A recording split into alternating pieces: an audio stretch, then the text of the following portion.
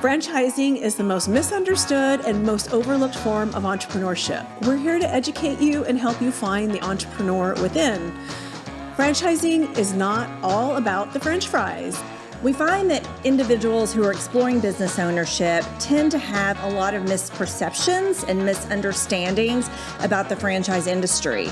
So what we want to do is help prospective business owners make confident and educated decisions before moving forward or not moving forward with a business.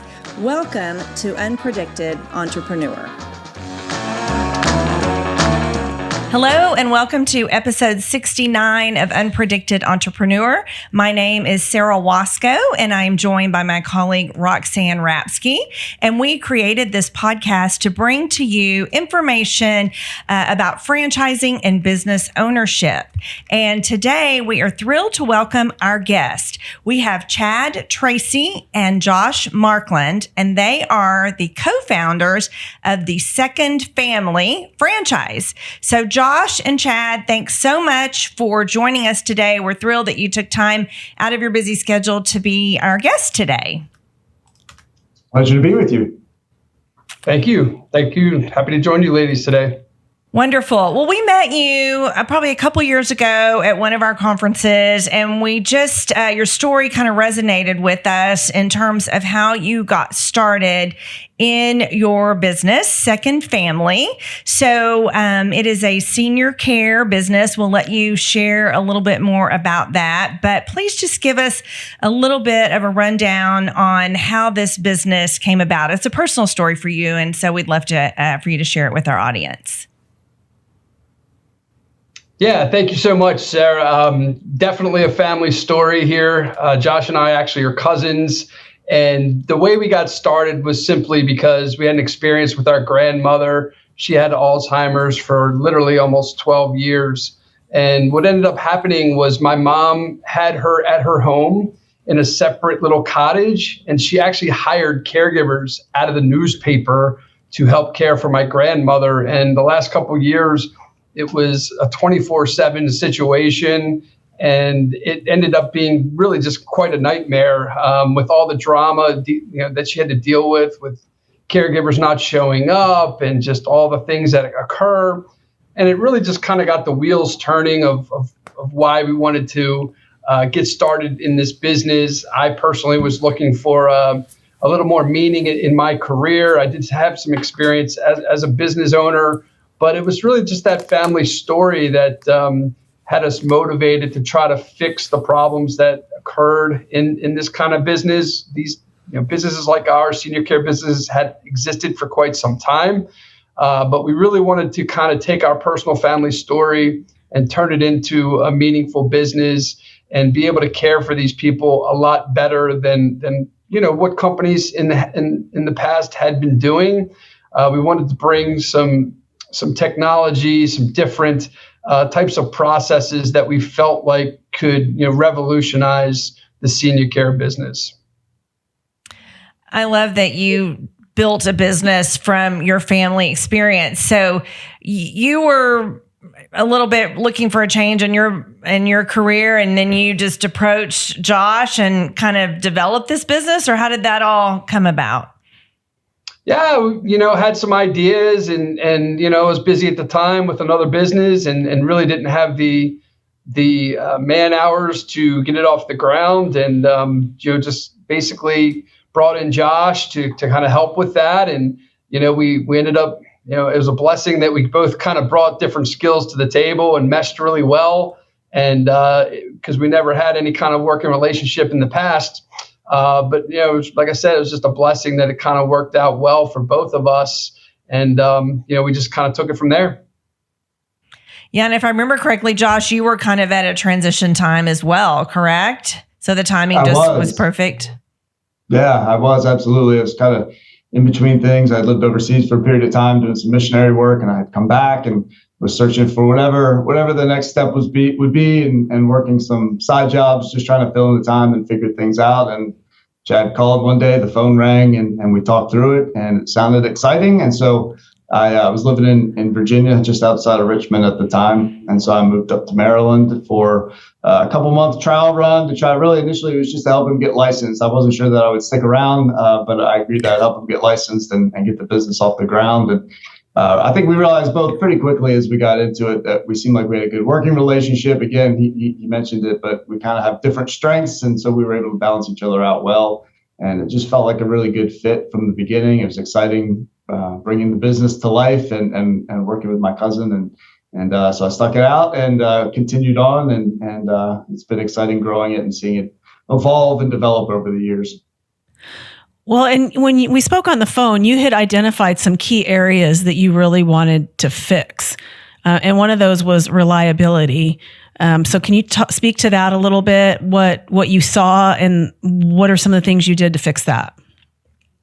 Yeah, reliability and transparency, I think were two of the main things that when Chad's mom was heading up organizing the care, were two of the main pain points that she experienced. And then as we started talking to other people who had experience in the senior care industry, that was the same thing that kept coming up, was that the caregivers aren't reliable and we're not sure that they're doing everything that they're supposed to be doing while they're working. And so Chad mentioned technology. When we first got started, that was the paramount thing. As time has progressed, technology is far more prevalent in our space now. But back 10, 12 years ago, that wasn't necessarily the case. There was a lot of agencies that were still using carbon copy paper for their shift logs at the end of the day. And so we really wanted to bring some level of technology to solve the problems that our own family experienced, which was caregivers calling out all the time and not showing up and not doing what they said that they were going to do while they were at the shift. And so the technology that we started using from the very beginning, and it has evolved over time,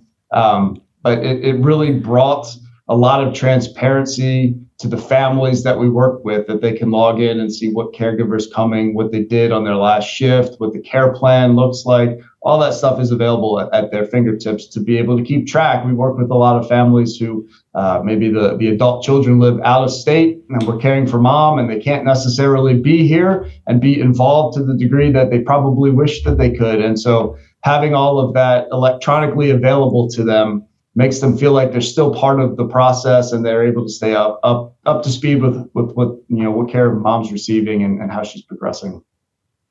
Well, that is such a revelation because, when you can't be near your aging parent, to be able to keep track that way is certainly a gift and a blessing. And you, in addition to the technology in your app that you just explained, you also modified the hiring model a little bit. So tell us how that is different than a traditional senior care scenario. I think Chad and I coming into this space, neither one having had any senior care experience or healthcare experience, was actually a benefit. There was a lot of things that we needed to learn, and we kind of learned on the job as we were going. But not having any preconceived ideas of what this should look like or was supposed to look like, I think was really a benefit for us, because from the very beginning, it never made sense to either of us that we would hire caregivers specifically for a client, because that leaves you with very little wiggle room when someone gets sick or a car breaks down or the litany of things that take place in humanity. We all get sick and we're fragile and our kids have stuff going on. And so from the very beginning, it seemed to make sense to us to treat ourselves more like a staffing agency and treat our caregivers as product. And I don't mean product in a negative sense. I mean, if you're going to build a business, you have to have a lot of product in order to offer to the community. And so it made a lot of sense to us that we need to find as many fantastic caregivers as we can. And we know that they probably work full-time other places, and that's completely fine with us. We're going to offer them part-time work on the side to whatever degree they want. If they want 40 hours, we'll give it to you. If you want one shift a month, that's fine too. Whatever works for the caregiver works for us.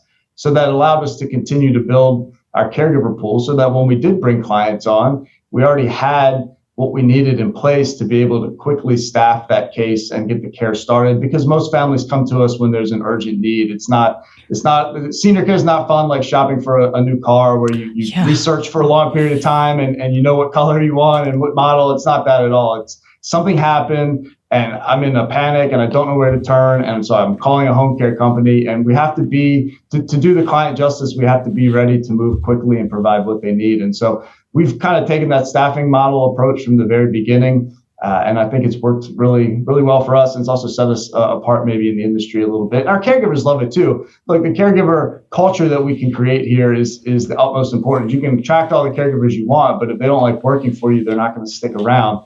And so one of the things that they love about working at Second Family is that we do bend over backwards to work around whatever their personal schedule is. And it gives them a lot of freedom. And I think they really value that. And I'm assuming you have to hire some that have different specialties, right? They're not all, I mean, you've got all different types of people that you care for, right? So there's a mix of specialties in there? Yeah, absolutely. We take a look at what their background experience has been, and we kind of denote that in our system so that our care coordinators who are managing the cases are aware of what caregivers we're sending where. And so we can filter if someone needs a psychiatric experience, for example. Maybe a brand new CNA who just finished her licensure might not be the right fit for that client. And so our software allows us to be able to filter all of that. Yeah, that's wonderful. And I love how you brought up culture, because that just can make all the difference in the world in, retention of employees. And we hear about turnover a lot in your industry. And so that seems like a key differentiator for you guys. Is that correct?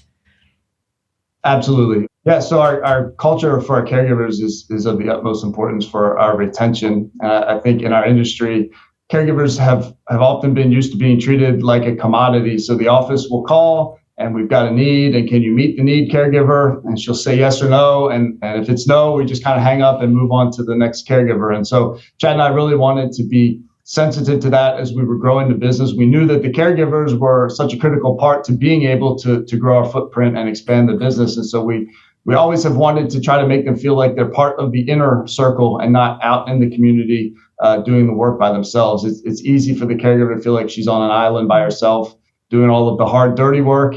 And Chad and I and our staff here in the office are just in here, having coffee and collecting the money. And so we've really wanted to try to work against that, to make the caregivers feel like they're part of our team and they're appreciated and they're valued. And when they go above and beyond, we want to give them public recognition for that. And when they do something noteworthy, we want to celebrate that. And so we've really, really tried hard to build a culture that the caregivers want to be a part of. Everyone's looking for caregivers right now. Everyone has heard of the caregiver shortage, and I would argue that that's maybe overblown, but regardless, the caregivers need to want to work at Second Family. And so we've really tried hard to create a culture for our caregivers that they want to be a part of. And it starts with giving them a flexible schedule that works for their personal lives and making them feel like a valued part of the team. That's great. You guys do a lot. Yeah, you do. So another thing that I think is important for us to touch on, your cousins, your partners, your co-founders, and we talk a lot about partnerships and some struggles with that. So give us a little bit of background on how your working relationship and how you guys make decisions, because I think that's important for people to understand. Yeah, that's a great point. And as a matter of fact, my father used to say, never go into business with a partner, much less a family member. So, gosh, I've never heard that before. we may have never said that before. And to some degree, he's right. But look, business it's hard to get something off the ground by yourself, right? Yeah. And so you need to have other people with skin in the game. I think in our situation, we're a little bit apart in age, and we weren't like really close before this. So I think a lot of divine intervention happened here, where we kind of filled in each other's gaps as far as skill set goes, the things that we enjoy. I have more of a sales and marketing background. Josh more enjoys, administrative type of work. He enjoys like creating things. The IT aspect he brought a lot to the table.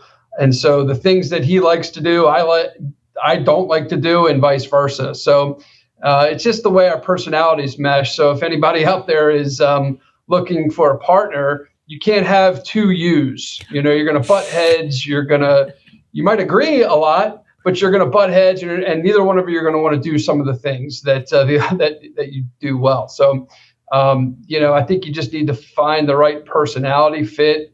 I know, you ladies and at FranNet, I know that, personality tests and things like that are important. So, that would be a recommendation, is to make sure you're going to be able to work well together and essentially cover all of the things that you need to cover when starting, your business.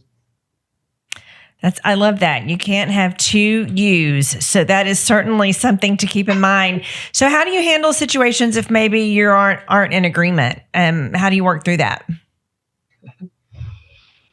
Yeah, well, I'll be interested to hear Josh's answer, but look, you got in any relationship, especially a business partnership, you have to be a good listener. You can't be dismissive of someone else's opinion. I've learned that over the course of time, especially in senior care, right? We're dealing with families that are at a very difficult time, and you can't tell them they're acting crazy, right?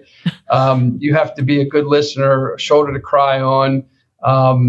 And I think if you do that, and you make the other person feel heard, then sometimes if most of the time we agree on what direction we're going to head in, but if we don't, sometimes we'll go with mine and sometimes we'll go with his. But as long as each of us are listening to each other, I think that's really the most important thing.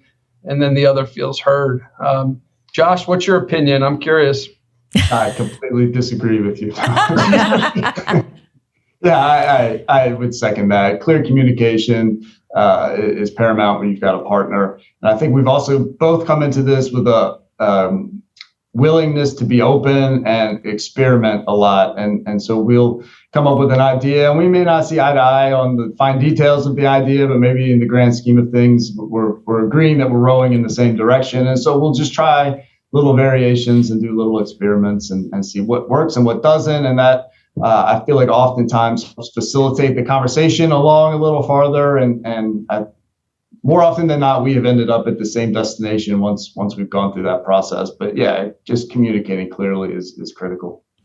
Well, and I think keeping your eye on the end game. And I think this is a good place to talk about your mission statement, because your goal is to do this thing, right? This mission statement. So I think the goal is whatever you're doing to fulfill that. So can you share that with us? Yeah, we wanted to create a mission statement, especially with franchising. Something that we could pass on to franchisees that would apply the same way in California as it does in our home office in Maryland. Because we're trying to grow a brand, and just like McDonald's, right? You want your customer experience at McDonald's to be as close as it could be in all locations. So that's kind of why we kind of have a mission statement. But, we're honoring, our mission statement is we're honoring all generations by providing aging solutions for our community, one family at a time. So we do lots of different things to provide the aging solutions. But at the same time, we don't want to have as we grow and become more of a nationwide company, we want to still keep that small hometown community family feel at all locations. That's why this is a great business to franchise, because, they need us for the systems, the software, the processes, and all of that. But we really need franchisees, with boots on the ground that are going to be representing their business, utilizing us. And so we want to do it one family at a time. Again, it goes back to listening and being empathetic to your families, given they're all in tough situations. So that's kind of why the mission statement is what it is. Well, obviously you put a lot of thought into that, and certainly is something that resonates with your franchisees. And just like you developed a culture with your caregivers, you obviously are building a culture with your franchisees as well. So I find that really a value when we chat with prospective business owners about franchises and opportunities for them. We always remind them that it needs to be a culture fit. So I just think that really emphasizes that even more with y'all. I want you to touch on one other thing. You were talking about some of the changes that are exciting changes that were coming about in the industry, and kind of going to the culture that we're all talking about here. it's helping you help franchisees select their territory better. Can you speak a little bit to that, what's happening there and how that's helping you help the franchisees? Yeah, we're seeing a shift in the senior care business, right? And traditionally, we were mainly helping people, by collecting the money. Obviously, any business collects money privately. So, basically, the government or Medicare doesn't pay for what this is considered, which is non-medical services. So we're starting to see a little bit more of a shift, right? And so what that means is we are seeing a lot more third-party payer sources out there beyond just families that are paying privately. A lot of that's coming from the VA. A veteran and their surviving spouses can get care, but it varies very greatly on where you are. Literally, zip code to zip code in certain counties even can be a drastic difference in what the opportunity is from the VA. Same thing with Medicaid. Medicaid is improving. There are more opportunities to get money for the services that we provide from Medicaid. But again, area to area, it can be very, very different. So we're seeing a shift, which is actually a good thing for our industry. Some people, will still need to pay privately. Long-term care insurance does typically pay for our services as well if someone decided to take that policy out. If you're a veteran, you can get certain amount of hours. Medicaid is providing more. So it's really a diversification of the payer sources that we're seeing, which is even more of an opportunity for franchisees or potential franchisees to have more ways to develop revenue. So like I said, when we started in 2012, it was really just all private pay business, which made it more difficult. Everyone was fighting for it. But now there's more opportunities for people out there. So if anybody is interested, a candidate's interested in a certain territory, we can do an analysis to see what those third-party payer opportunities would be for their specific area where they're interested in opening. So that's one thing that we can do, and it's something that we've set up. And on our very first meeting that we would have with a candidate, we can go over that with them. That's fantastic. Well, thanks for sharing all that with us today. If somebody wanted to get a hold of you, how would they reach you? Yeah, the best way is to go to our franchise website, which is secondfamilyfranchise.com. Anytime you're looking at Second Family, it's always the number 2, letter N, letter D, familyfranchise.com. You can reach out to us there, fill out a short form. You can also call us if you'd like, but that's the best way to reach us. Great. Thank you. Thank you both for taking time out of your day to share that with us and educate us and our listeners. For those of you listening, thank you for joining us. Sara and I are very active on LinkedIn. You can follow us there. I'm Roxanne Rapske, Rapske. Sara, no H. Waskow, Waskow. You can also find us on frannet.com. And you can find us on our YouTube channel at Frannet of Dallas, Fort Worth, and Oklahoma. And lastly, you can find Unpredicted Entrepreneur on any of the podcasting platforms. Thank you. Bye. Bye.